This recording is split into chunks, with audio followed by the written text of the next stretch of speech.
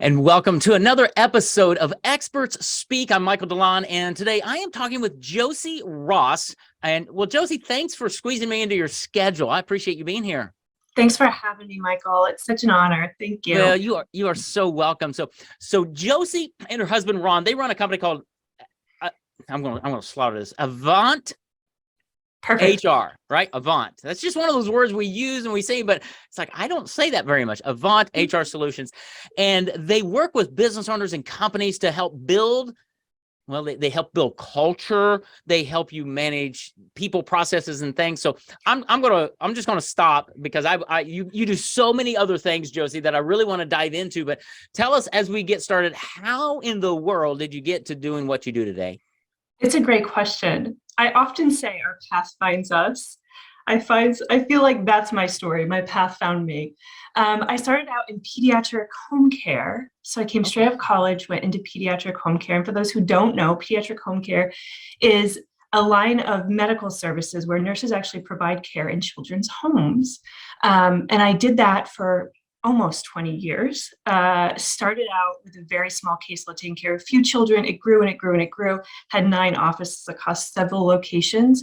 Worked for one of the largest providers in the nation and had one of their largest divisions. And so it was a really great way to cut my teeth in business because there's no better way to learn about what good service means than taking care of medically fragile children and working with the parents of medical fragile children.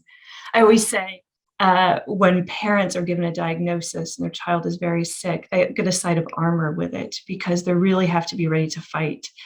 And providing service in that context becomes very complicated, very emotionally driven.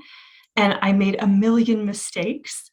And I learned from every one of those mistakes. And if I could write a thank you letter to every single parent who I interacted with, who taught me something about what it means to have love and compassion in your heart while providing a service, I mean, it just meant so much, taught me so much. But I did that for 12 years, matching nurses with children in their homes, taking care of fragile children in the communities I lived.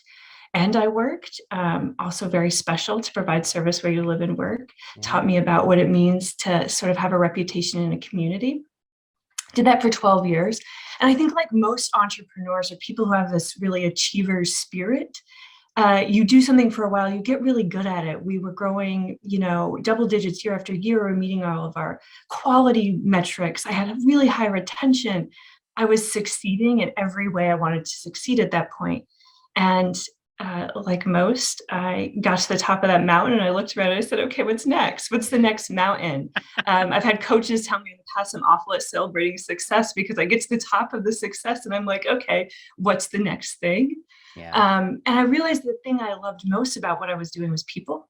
I love the people we were providing care to. I love the people who worked for me. I loved creating environments where both of those communities really thrived. And that led me to go back to school and to get into the people business. So I went back to school, got my master's degree, learned how to create organizational systems where people thrive. And by systems, I mean the entire context of a person's working relationship with their organization. So everything from compensation to leadership development to how we build teams and how we talk about it.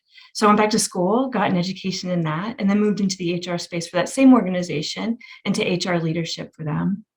I met my husband, who is in the same field I am. He has owned his own business for years, and he's an executive coach and an adult learning specialist. He's worked with really large organizations, and he loved working for himself and working with a number of different things. And he said, what if we combined our 2 skills, your skill in HR with sort of my skill in leadership development and team dynamics? How could we expand our business? Who could we impact if we did that? And so we got this crazy idea in the midst of a pandemic to go out on business on our own. We're married, so let's add marriage, a pandemic, and a brand new business and see if we can survive it. Sounds like a great recipe to me, yeah. Oh my gosh. I think like most people who are business owners, we're a little bit crazy, right? I think there's a little bit of that in all of us. And that was definitely our throw caution to the wind, trust in the universe to conspire towards us and sort of made it happen. We started our own business. Last year was our first full business in operations. I worked part-time for the business for a while I came out of corporate America.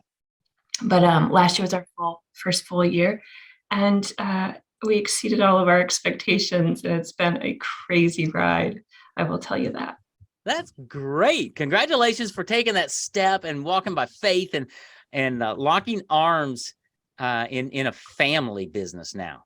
So that's good. Our business, our listeners know, is a family business, right? And it's so much fun. It has its own dynamics, but it really does bond us together in a very unique way.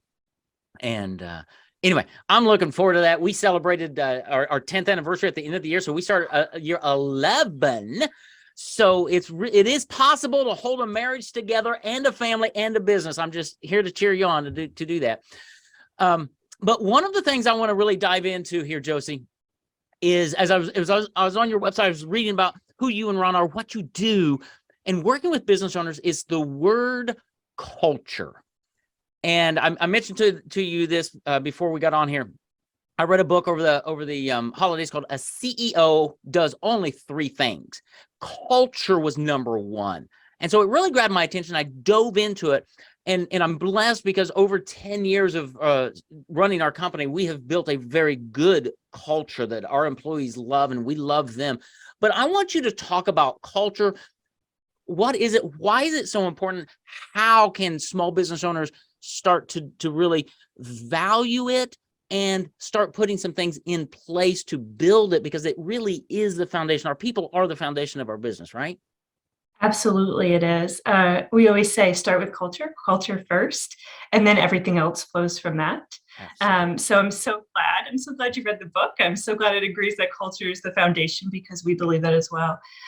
Culture is a set of values you're going to run your company by. And the reason why that's so important, there's also a sort of a link to religion. I always draw the analogy between company culture and religion, because they're very similar in sort of the community they create. And that's the important thing about organizations, is creating a community where people, hey, I know what this company's about, and I know I can belong here. That's really what we're looking for. Love it.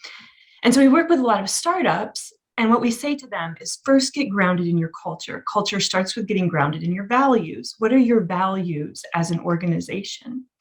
Once you're clear on that, and there's a process, we walk companies through for that, getting clear on it. But once you're really clear on what your values are, it helps you set up policies that promote those values, attract people who have those values or want to have those values, where those values also matter to them. And it helps you choose clients. Because what we find a lot of companies do, especially in the first couple of years, and I am guilty of this too, is getting so anxious about wanting business to come. We're so afraid the phone's not going to ring, right? It's just going to stop ringing. Phones don't ring anymore, but you know what I mean. The email's not going to come, I just dated myself. That the email's not going to come. The next piece of business isn't going to come. That will take anything. And we can get companies can lose track of what their culture is when they're just working with anyone, taking anyone through the door, having any employees come through. So getting grounded in culture is really about getting grounded in your values and starting to make decisions from that place of value. Becomes super important for making decisions going forward. Yeah. And that's really, I love how you said there's a process behind this. Yes, there really is. So my son and I went through this process a few years ago to get the values out of my head into print, but do it in a way that it actually makes sense, that we can communicate it to our employees, right? Yes. And that's challenging. It took us some wrestling back and forth to try to get the right words that reflect what are we trying to say, and then a sentence or two to say, here's what we mean by this. And then it's like a mission statement, right? You put it on the wall and you forget about it.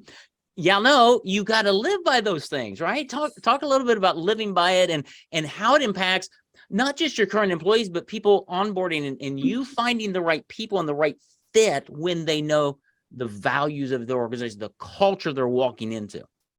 I love that you said the communication piece. It's really key. You could know what you mean by saying a certain value, integrity.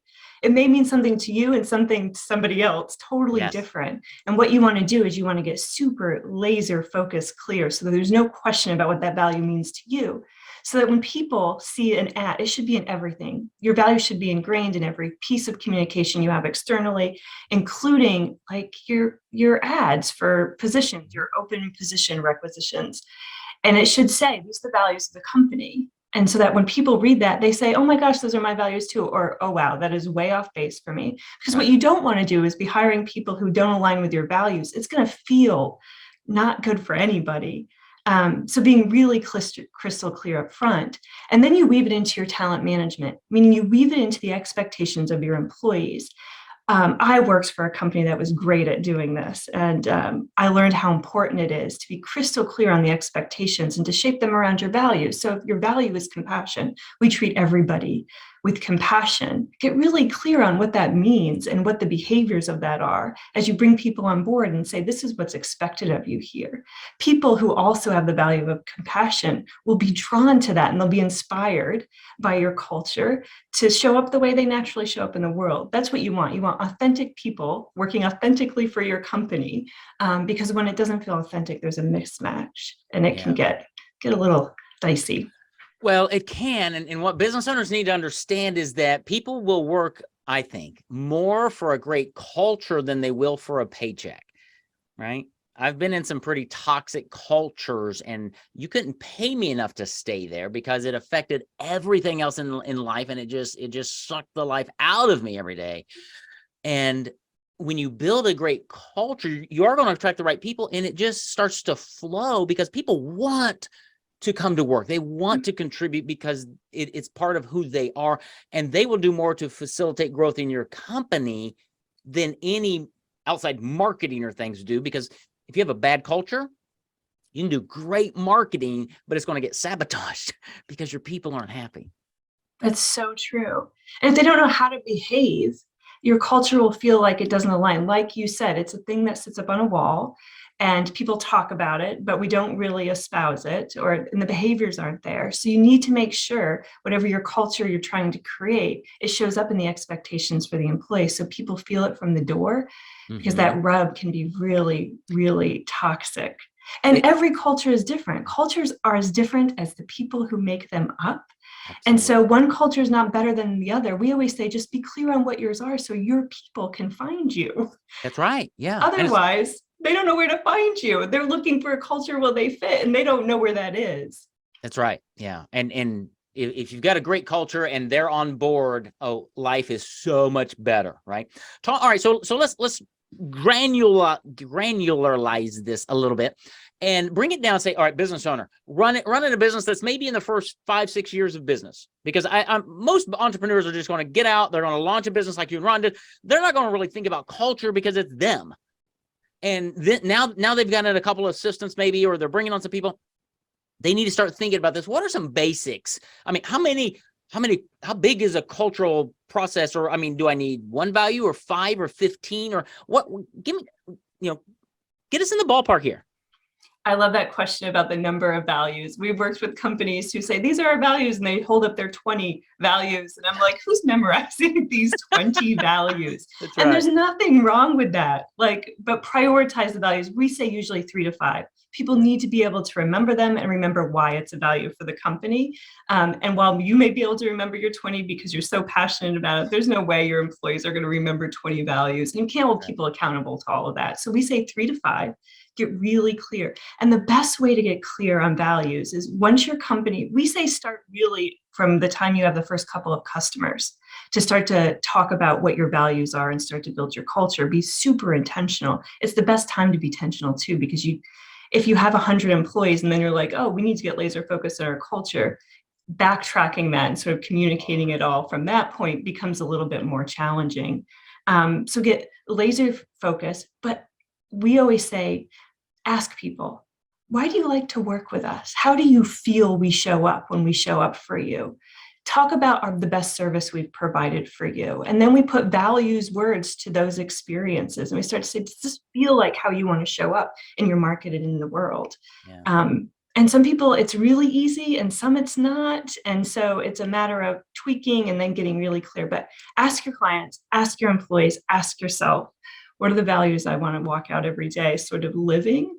Yeah. Because once you put it into paper and you start recruiting people, against it. You've got to live it, right? And it starts with the very top of the organization. So we've also seen CEOs come on board to a company, and they don't really get the values or the culture. And so they're not able to really demonstrate it because they didn't create it. And then there's this like mismatch where at the top doesn't seem to be quite in step with the rest of the organization. That can be a recipe for disaster as well. That it can be. And I want to encourage business owners who are listening to really value your employees as much, if not more, than your prospects, because we allocate money for prospects and follow up and all this stuff. And we don't do the same for our people many times. I know some companies do.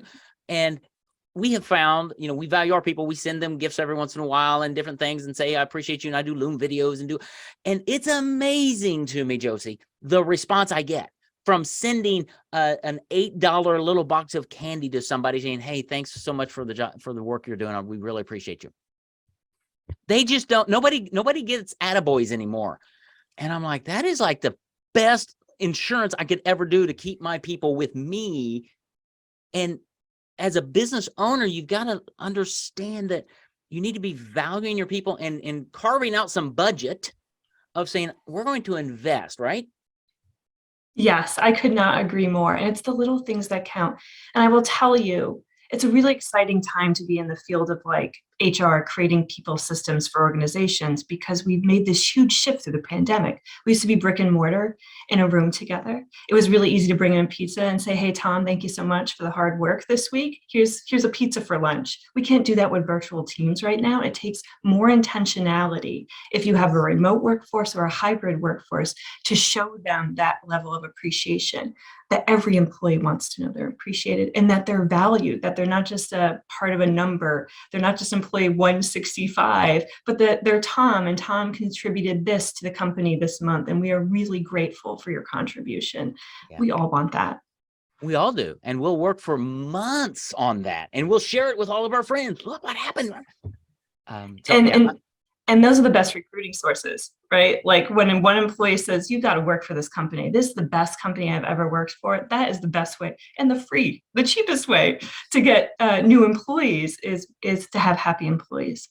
Right. Yeah. And going back to culture, when you have a culture, when it's defined, when your people are spreading your culture, the people who are coming to you to get employed are more aligned, and your acquisition costs go way down, which helps your profits go up, right? Yes. And turnover stops. Bad culture is such a resource suck for an organization. It's not just the finances, it's the time to onboard people. It's the time to offboard people. It's the emotional toll it takes when there are turnover in all your departments and all your teams.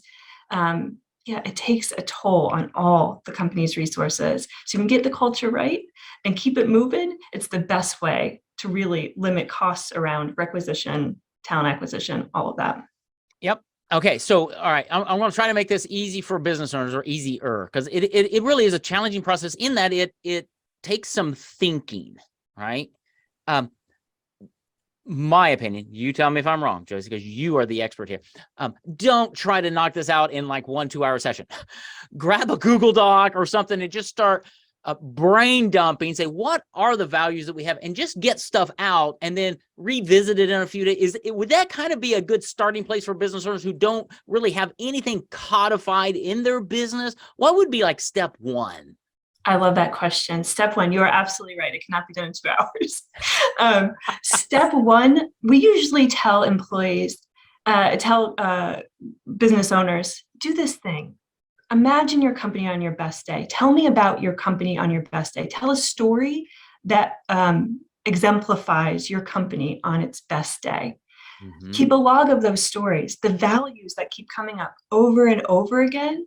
You'll see it. It'll be a pattern. It'll become crystal clear, the values of your organization. If you think about, on our best day, this is the story I can tell about our best day. Mm. And just keep doing that. It's like a journal.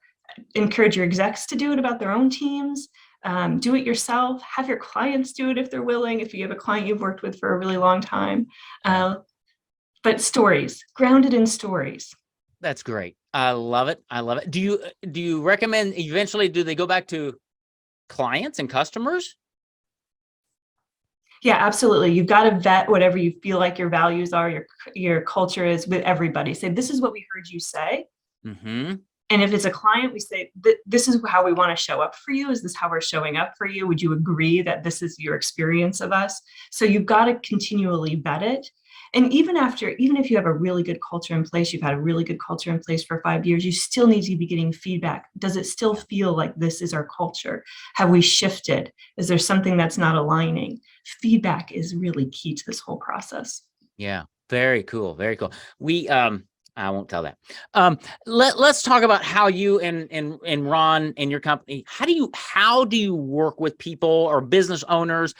Is it a software system? Is it coaching? Is it what does it look like if I'm sitting here as a business owner going, this is intriguing, I just don't even know what to do. How do you work with people? Yeah, that's a great question. You call us. Okay. We don't. Wait a minute, you have a phone? No, I do not have a phone. That's true. I just dated myself again. That's the second time today. Reach out to us. There you go. Through our website. You can get a hold of us through our website, which is avanthrs.com, and tell us what you need. We work with companies around lots of their most immediate challenges. So it's not just culture. Sometimes it's a team dynamics issue. The exec team's not working well together. We got to figure out what's getting in their way. Policy development. We want to figure out a new comp philosophy for our organization. Whatever your people challenge is, we can help. So you reach out to us. There are many ways we leverage that. It often includes interviewing several people in the organization because we want to know, is this really, you're saying this is the issue. Is this really the issue? What's other people's perspective of this issue? But usually it happens through our first meeting. We'll put something on the books and we'll just have tell us about your company. Tell us about your challenges. How can we help? And then we'll put together a plan of attack and go from there. Does this sound like it'll help you? This is our recommendations based on what we've heard you say. That's good. That is so important. Just going back in my history, right? It's so easy, especially when you start dealing with like HR and healthcare and what you're providing as a company and all these other things and FMLA and all these things. It's easy for a business owner or an executive team to go, okay, here's what we're going to do. And we roll it out and the employees go, oh, yippee skippy. That really hit the spot. Thank you very much. Yep. So before you do that, business owner, that would be the time to reach out to Josie and Ron and say, here's what we're up against. Here's what we're thinking, right? So true. We've actually worked with companies who have put a ton of money into things like employee benefits. We gave our employees all a stipend for this thing. Did you ask the employee? No. Did the employee want it? No, not really. So then there's a benefit sitting there not being utilized, and yet what they did want didn't come to fruition. It's like, you've got to ask your people. And we forget to get feedback. Like, I'm a business owner too. I know we get moving forward and we just want to solve a problem. We think we know the answer. And so we move on it because we don't want to sit around and have it stew. But you got to get feedback, and that's a process. Yeah. Yeah, that's so good. And it's so much easier, in my opinion, to hire somebody like Josie to get all that feedback and do all that work and bring me a report and have a conversation, say, well, here's what's going on. And here's what we think. And versus me trying to fit that into my busy schedule because, well, number one, Josie, it's just not high on my list of things I love to do. I praise God that he made people like you. And it's like me dealing with finances for my company. Okay, just poke me in the eye with a stick. I don't want to do it. That's why I have people who do it with and for me, right? Absolutely. Same thing here. I mean, most entrepreneurs, HR and culture, building is not our second nature thing. We know it needs to be done. So reach out to Josie, have a conversation with her. All right. So say it slowly. Your website, where do people get a hold of you? And I'm going to put it in the show notes too, but I want them to hear it from you. What's the best way to get a hold of you and Ron? Best way to get a hold of us is our website. There's a form you fill out. It's Avant, AVANT, HR Solutions.com. I love it. AvantHRSolutions.com. We're going to have that in the show notes as well. And seriously, take the time because your people really are the foundation from which you build your business. And this comes to me over and over for me, Josie, because again, I told you, we've been 11 years. I am the CEO. I run the front end, but after I get a client, I hand them off to my son and my team, and I never hardly ever touch them again.